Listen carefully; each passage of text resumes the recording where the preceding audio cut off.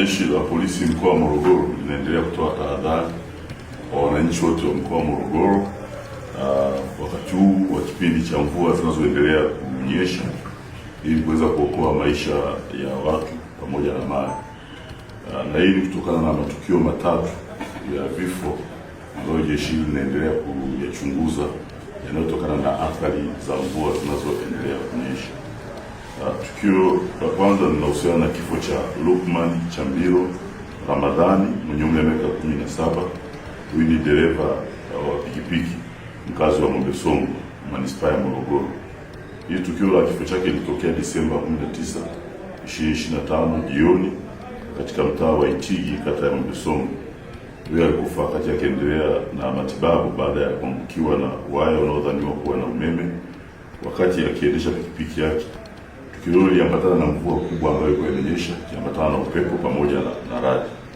Kimsingi chanzo cha kifo chake bado kinachunguzwa kuweza kujua nini hasa kilipelekea kifo chake kutokana na mazingira ambayo nimeeleza. Hili tukio lingine limetokea Desemba 28, 2025 usiku katika eneo la mtaa wa Samisi Msi. Hii ni kata ya Mji Mpya, manispaa ya Morogoro, ambapo mtu mmoja aliyefahamika kwa jina la Onesmo Chumvi mwenye umri wa miaka 50, huyu ni mkazi wa mtaa wa Simsi, alikufa akiwa anaendelea na matibabu katika hospitali ya rufaa mkoa wa Morogoro kutokana na kuangukiwa na ukuta wa nyumba aliyokuwa anaishi.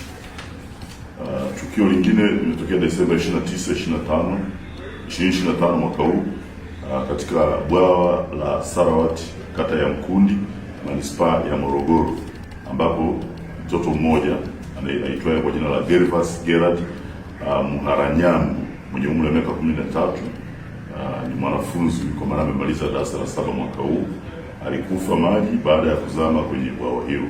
Kwa hiyo mwili wa marehemu uliweza kuokolewa na kukimbizwa hospitalini, lakini baadaye ilibainika kwamba amefariki. Kwa hiyo mwili umekabidhiwa kwa ndugu kwa ajili ya mazishi. Kwa hiyo nipende kutoa tahadhari tu kwa wananchi kama nilivyoanza kwamba saizi ni kipindi cha mvua za vuli, kinaambatana na mvua hizi ambazo zina upepo na zingine zina radi. Kwa hiyo kila mmoja achukue tahadhari za kiusalama ili kuhakikisha kwamba maisha yao pamoja na wananchi wengine hasa watoto yanakuwa salama. Madhara haya ya vifo yanatokana na kutokuchukua wakati mwingine tahadhari. Baadhi ya nyumba ambazo zimeisha na zimeshakuwa condemned au zimekatazwa kuishi, basi zisitumiwe kama makazi kwa sababu zitakuwa ni hatarishi. Zikishakunywa maji kuta zake zinalegea na kuweza